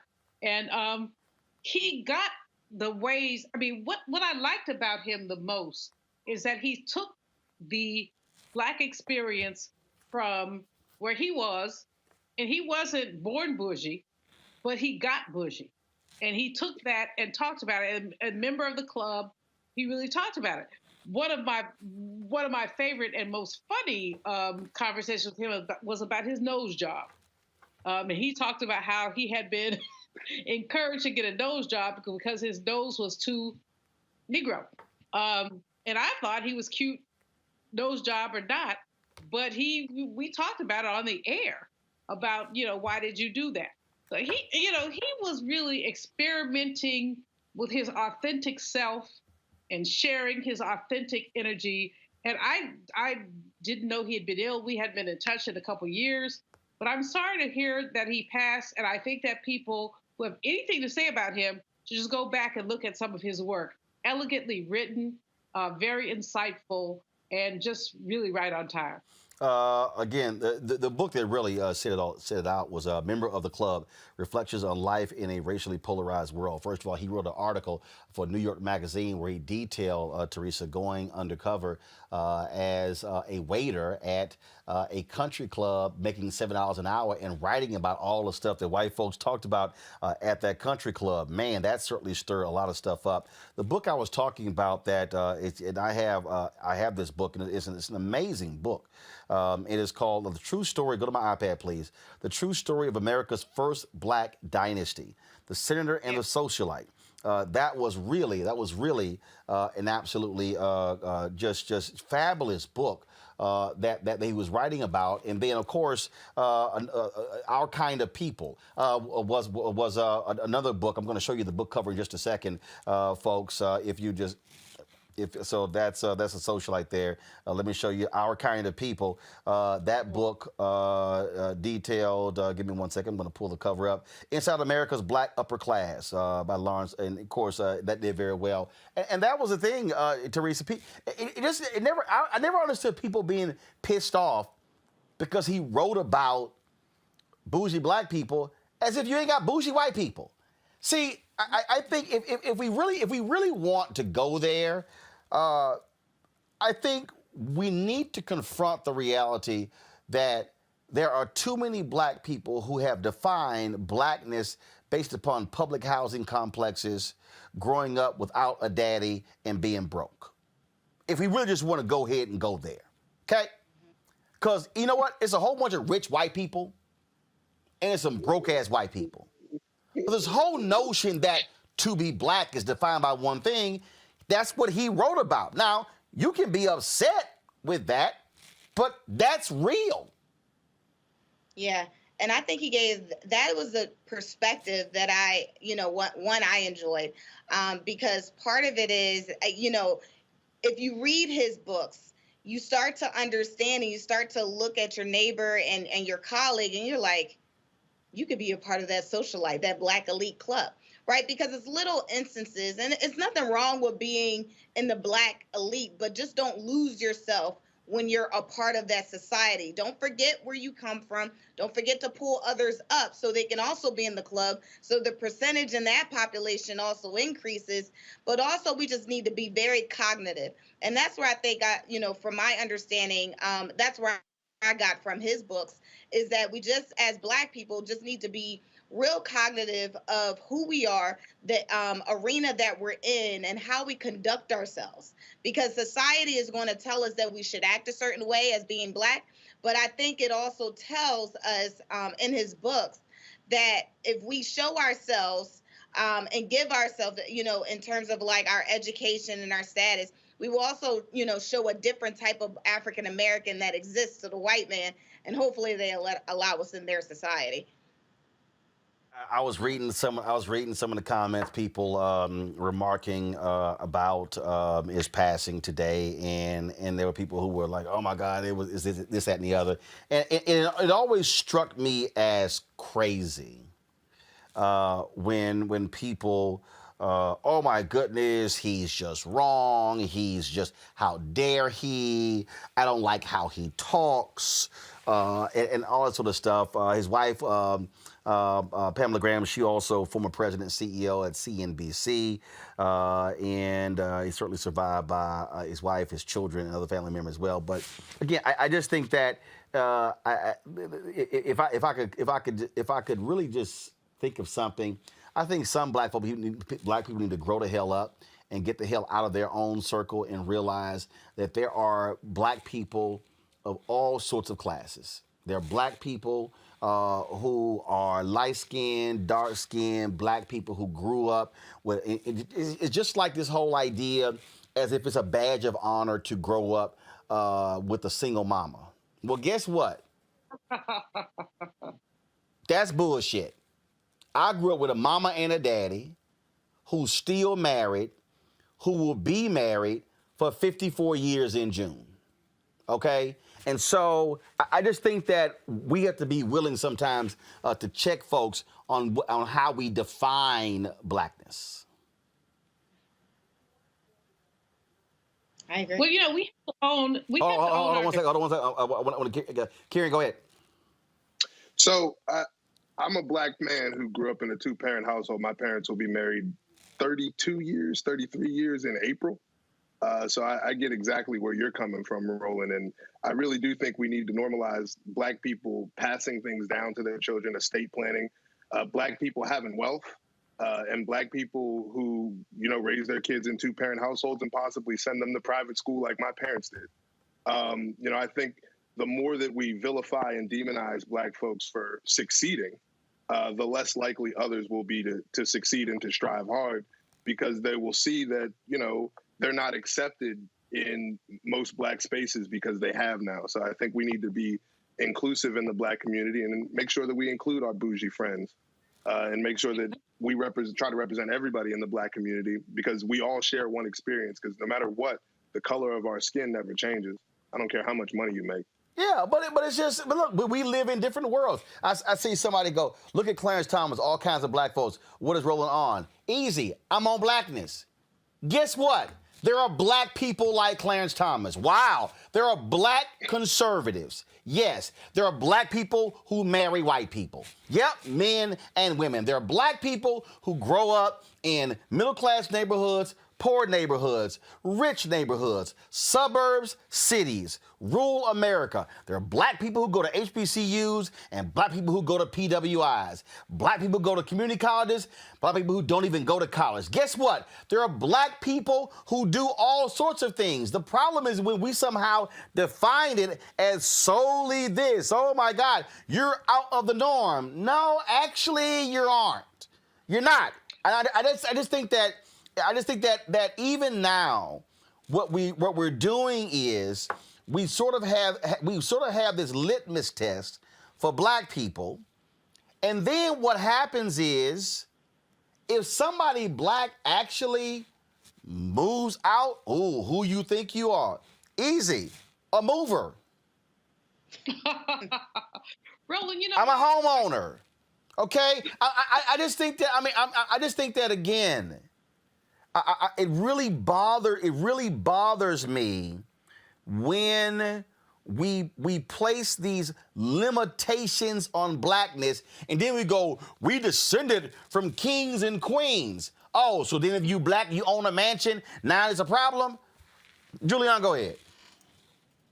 I think that I think this is a really important conversation around the issues of dimensions of Blackness, I think it's important for us to understand our heterogeneity as opposed to our homogeneity. In other words, we are different. We have different lives. As you say, we've been raised different ways. Everybody did not have a single mama and an absent daddy. Everybody did not grow up on food stamps. And some of the people who did do that actually transcended that. So I think it's really important to deal with that. But I think the other importance here is to not, Roland, to talk about what divides us, but what unites us. And in some cases, there's not a whole hell of a lot that does unite us. And we need to deal with that as well. We talk about a Black community, but what is a Black community? What does it mean? How do we come together? We are, we're connected by pain. We're connected by discrimination. We're connected by what they did to us. And we have to really transcend that to talk about what makes us stronger. I think about people like Mary McLeod Bethune, who started the National Council of Negro Women in 1935 in the middle of a depression. And NCNW was not all bougie, not all working class. It was a combination of Black women. And so I think we need to think about the ways that we chose to come together. But, I'm disturbed, extremely disturbed by some of what is going on right now, especially around people trying to say, okay, I'm not this, I'm not that. I mean, Brother Man and you, Roland, talk about, well, we didn't have single whatever. I didn't either. My parents divorced when I was 6, and I had a very middle-class upbringing. Thank you, Mama, because she did it. Right. I'm just saying we have multiple experiences. That's all I'm saying. I just think that for there are a number of us. It becomes this notion of how do you define Blackness? And look, we all sit here like I crack on Jason Johnson, said I'm gonna snatch his black card because he don't know how to play spades. Now I think right there. Because I always fail. I said I always fail at spades. I don't know how I mess up all the time. Hold up. Do you not know how to play? You don't play, or you play bad? I play bad. Right, but okay, fine. Just keep your ass away from the spades table. But at least you can actually sit down. Jay, first of all, how you an economist and you bad at spades? It's all about numbers. Well, Roland, let's not talk about it.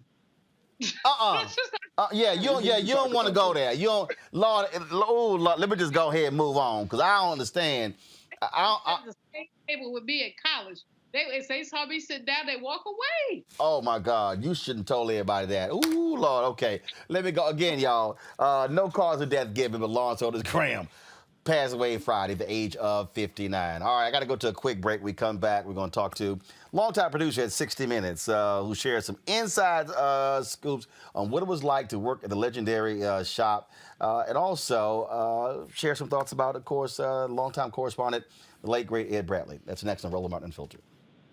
You do know that there is not a piece of your life that government in some way does not involve. I mean, I crack up with these conservatives who talk about down to your name. Everything. Down to your name. Everything. I mean, just if you actually sat down and said, okay, what part of my life? Let me try to find something in my life that government in does not have a part of. I can't think of a single thing.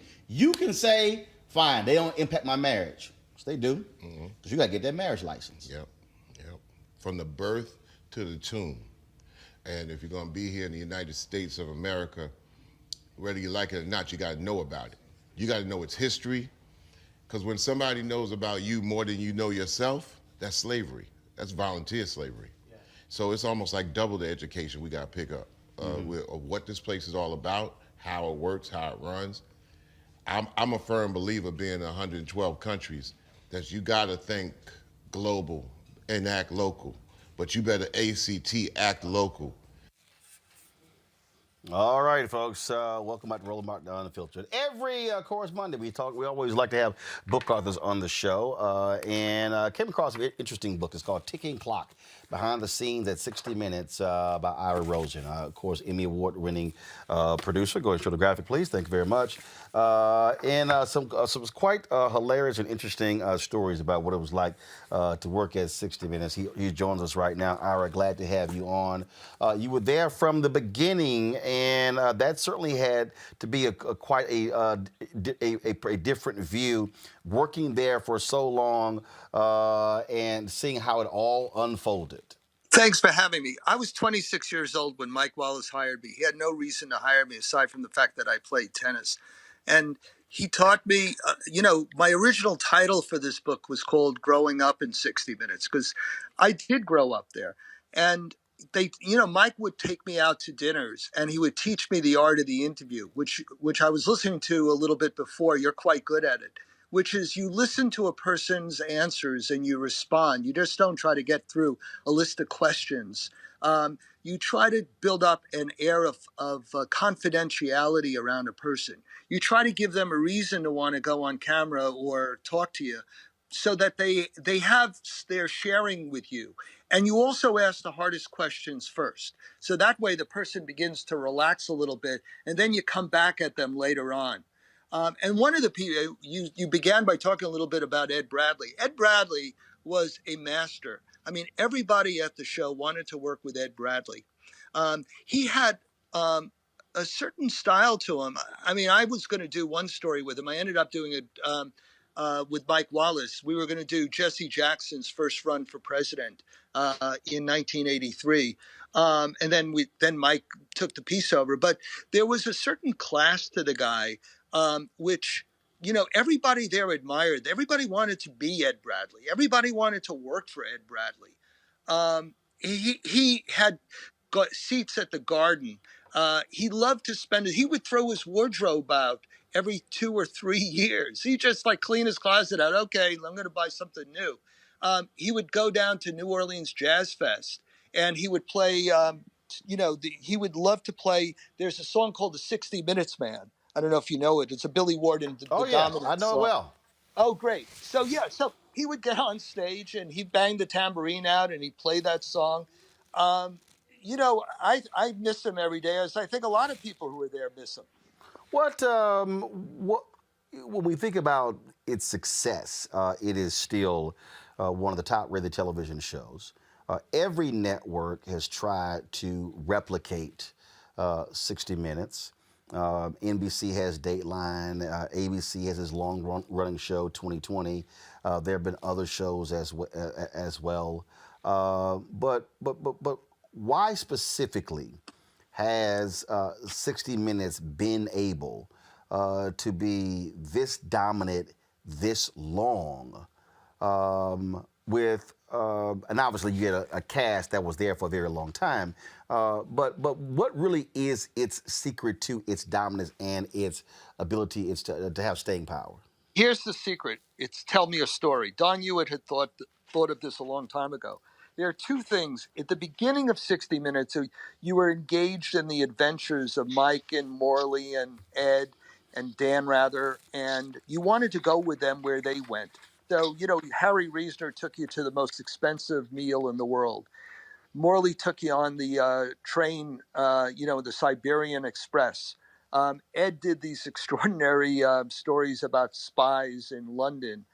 You wanted to be with them. You wanted to hear what they had to tell you.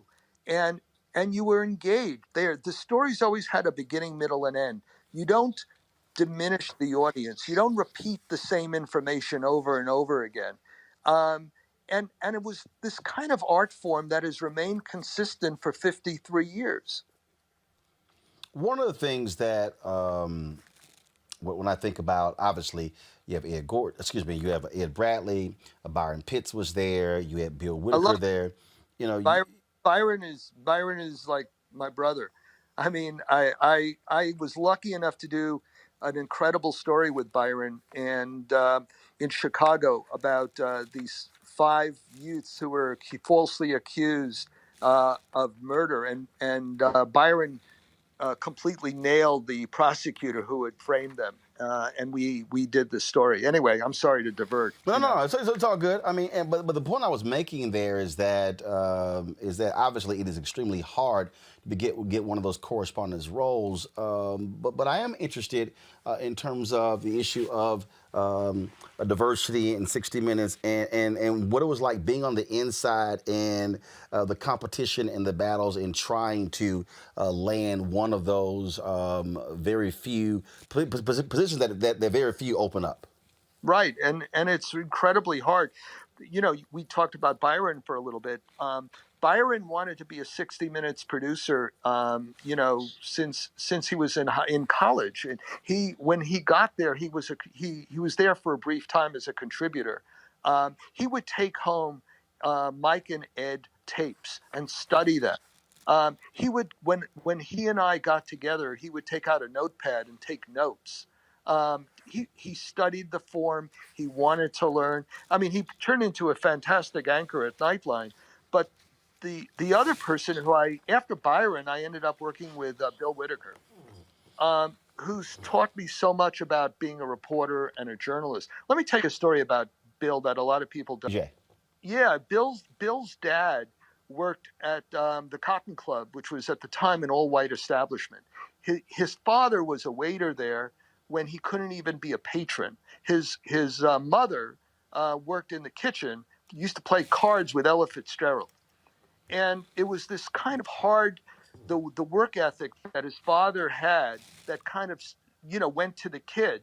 And, you know, Bill was crashing stories in Los Angeles, crashing stories in Tokyo.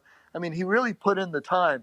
And he and I did the story that I'm probably most proud of in my career on the opiate epidemic, which we did with the Washington Post. Piece One later would win a Peabody, a DuPont, an Emmy, and, you know, every other award. It became the most single award-winning piece in the history of 60 Minutes. And we had a whistleblower named Joe Renazizi. And, you know, I was a little worried about how it's going to go. This is a guy who was inside the DEA. Bill Whitaker sat with the guy for 4 hours, did a 4-hour interview with this guy. And, you know, he got every ounce of information out of him. When we did the story, when it aired, there was a congressman. The story, you know, for people who don't remember it, the story was about how the Congress covered up and basically neutered the DEA of all their enforcement powers, which allowed Purdue Pharma and McKesson Corporation to flood America with opiates. And there was one congressman in particular, Congressman Marino, who kind of pushed it forward. Well, lo and behold, at the end of our story, Marino, we announced that Marino was going to be Donald Trump's new drug czar. Well, let me tell you something. Within 2 days of that story running, Trump began to praise Marino and saying, oh, he's a nice man. Once when he started to praise him, the guy was toast. He was out of office by Wednesday. And, you know, that's the power of 60 Minutes. You know, I've told my friends it's a little bit like being Superman, because you have these magical powers where you could get people who are wrongfully convicted out of prison. You could right the wrongs of societies. You could expose corporate America. And it's really you know, you asked earlier why it's lasted so long, because I think the audience appreciates what 60 Minutes has brought forth. Last question before I get to my panel. So my panel, get ready. Each of you will get to ask a question shortly.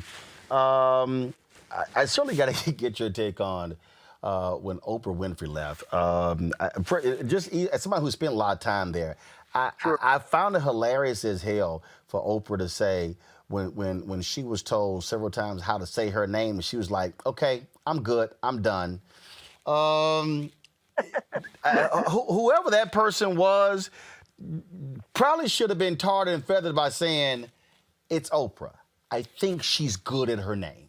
I think we're good." She's the GOAT. What are you telling the GOAT how to pronounce her name? I completely agree with you. I mean, I was flabbergasted, and I'm not going to name any names. Not going to say who that person was, but I had a talk with that person, and I had a talk with him, And let's just leave it at that. I was stunned. First of all, you got to understand something. Oprah is basically volunteering to work there. Right. It's literally Oprah Winfrey doing 60 Minutes. It's like her going down to the food bank. Yeah, I mean, she's I don't even know if she took a salary, or if she did, she donated it to charity. I mean, so, and you're telling her how to, and this is, we're hearing it from Oprah's side of it, which is you're telling her how to pronounce her name or how to read her copy slower or something.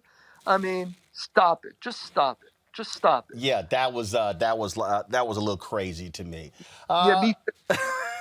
Let's go to maybe you have to tell me off air what that conversation was like. All right, let's go to my panel with questions. I'll go start with Teresa.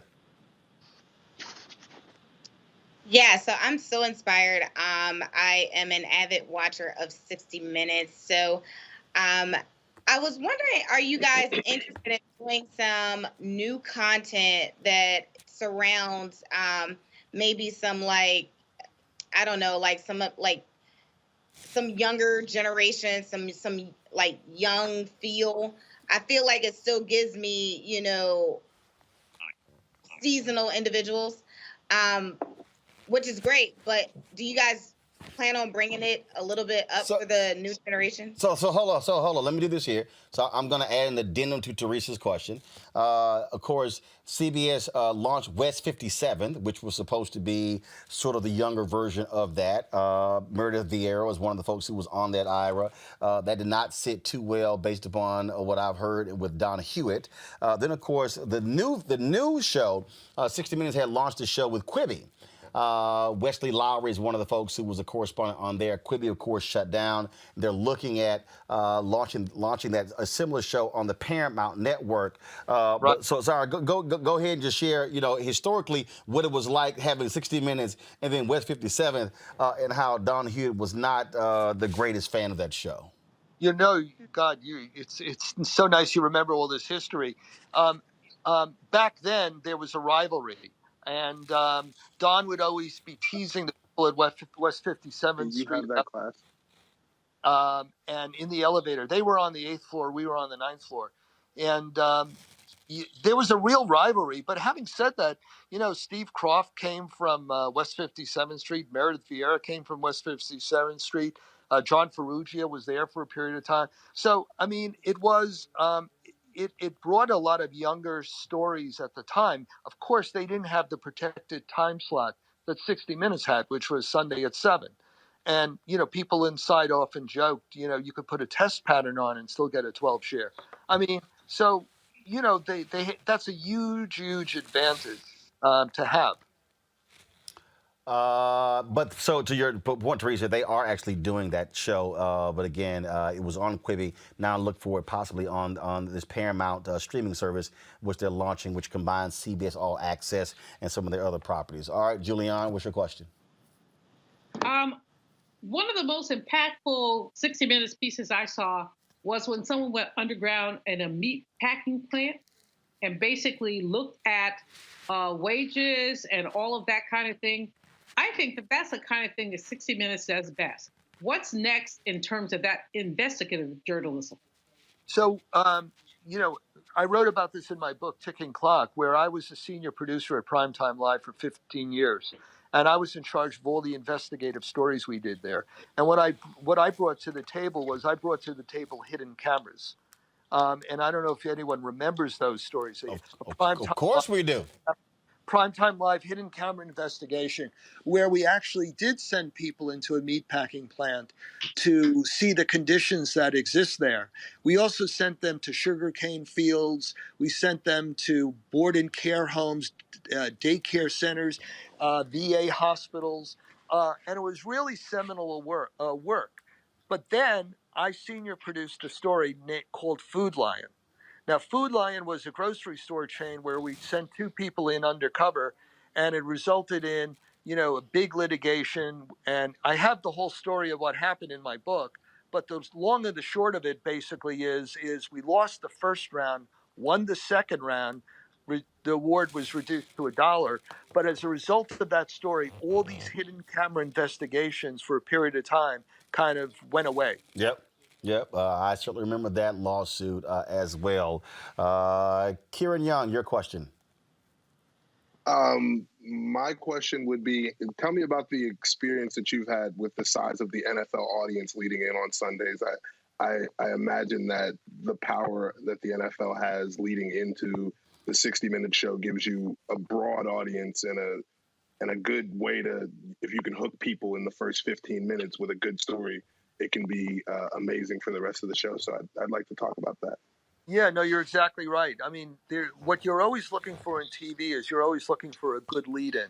And, you know, what happened in those periods of time is that you always programmed along a big NFL weekend. You'd look for the late game, the 4 o'clock game. And, you know, and a 4 o'clock game, especially with a good rivalry, you know, back then it was, you know, believe it or not, it was the New England Patriots against the Jets, say, would be a good lead-in. And so you would program it, and then you would promote it throughout the game. So you're then getting the overflow of the NFL audience. And then after 60 minutes, what it does is it helps launch the night for CBS. So, you know, the 60 is on 7 to 8 or 7:30 to 8:30, and then it sets up the rest of the night for CBS. So it's very important. Last question I have for you, Ira, and that is, again, first of all, fascinating book. As somebody who who chose to go into media when I was 14, I've got probably a couple of hundred media books, so I'm always interested in all the different mediums, whether it was television, radio, online, digital, you name it. But especially also the black press, and that is this here. I think that when we talk about where do we go from here, we're now operating in a world where you've got everybody named Mama. I saw, you know, today Obama is sitting down launching this podcast with Bruce Springsteen, and all sorts of different things along those lines. Do you think that 25 years from now, there still will be a 60 Minutes because of how unique they are in this moment, in this era of a whole bunch of people just talking, but very little reporting? I think there will be, as long as the accountants don't take the show over. And they continue to give the money needed to travel where you need to travel and to tell the stories that you need to tell. If they start trying to cut back on the buck and hiring people who are maybe not as skilled at reporting or storytelling, then you're going to see a diminishment of it. But I'm hopeful that the people there are smart enough to know that this is not something they want to mess with. Absolutely. This is actually the last question. This is the typical question I ask every single book author. What was your wow moment in writing this, where you might remember something, or it was your research that even caused you to say, wow? When I was in Pakistan, and I was, I kind of dumbly went to the Red Mosque, which is in the center of Islamabad, with the CBS fixer, and I did an interview with this guy who was the Al Qaeda representative in town there, and his English is probably better than mine. I was frankly, I didn't have my radar on that night, and so after the interview, he took me into the back where the madrasa was, and he's showing me around. And then suddenly the CBS fixer and him started getting into a fight, an argument. And the CBS fixer grabbed me and pulled me out of the place and brought me into the car. And he was a very calm guy normally. He started to heave. And I said, what just happened? And he said, well, they were talking about making you another Daniel Pearl and kidnapping you. And I told them that my brother is the police chief in Kohat, which is a nearby town, and that if they kidnap you, he will track everyone down and slaughter them by morning. And he said that just gave us enough time to get the hell out of there. Yeah, that's a wow moment. That is a wow moment.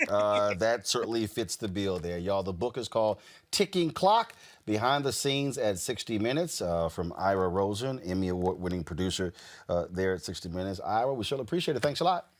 Thanks for having me. All right, then. Thank you very much. Thank you very much, Kieran, Julian, and as well as Teresa for being on our panel today. Thank you so very much, folks. If y'all want to support what we do here at Roland Martin Unfiltered, please support us by joining our Bring the Funk fan club. You can join us via Cash App, which is Cash App $RM Unfiltered, PayPal.me/R Martin Unfiltered, Venmo.com/RM Unfiltered. Zelle is Roland at RolandSMartin.com. Tomorrow, I will be in Atlanta. We're working on a particular project where we're going to be doing these intergenerational conversations. Cliff Albright sitting down with Ambassador Andrew Young. You'll be able to see that later on. We'll tell you more about that. So tomorrow, I'll be on the road in Atlanta. Wednesday, I'll be sitting down with attorney Fred Gray. Of course, 90 years old, one of our legal stalwarts and civil rights veterans. And then Thursday, we'll be broadcasting from Jacksonville, Florida, where we will be facilitating conversations with Tiffany Lofton, Dr. Janetta B. Cole, as well as Charlie Cabo-Snick and Philip Agnew. So, all right, folks, that is it for us. Again, please support what we do. Those of you who support us on YouTube, we appreciate it. But remember, we get 55% of our revenue on YouTube. They get 45%. And so you'll join our fan club. If you want to be want to support us monthly, please do so by supporting us directly via Cash App, PayPal, Zelle, or Venmo. That's it for me, folks. I shall see y'all. Oh, hold up. I did forget. And that is big shout out. This weekend was a 94th birthday of the great Sidney Poitier. His birthday was this weekend. Yesterday, of course, was the birthday of Congressman John Lewis, who we lost last year. And yesterday also was the birthday of Nina Simone, who passed away a number of years ago as well. So I wanted to go ahead and shout them out, and also shout out for today. That is today's birthday of Dr. J. The great Julius Irving turned 71 years old today, and so I wanted to shout out Dr. J. And so I will leave you guys, of course, with this photo here. This was the photo that I took with Sidney Poitier when we were at Oprah's home. When Selma came out, she had a gospel brunch. And so, he is one of our greatest. Talking about the GOAT, Sidney Poitier. Happy birthday, Sidney. Talk to y'all later.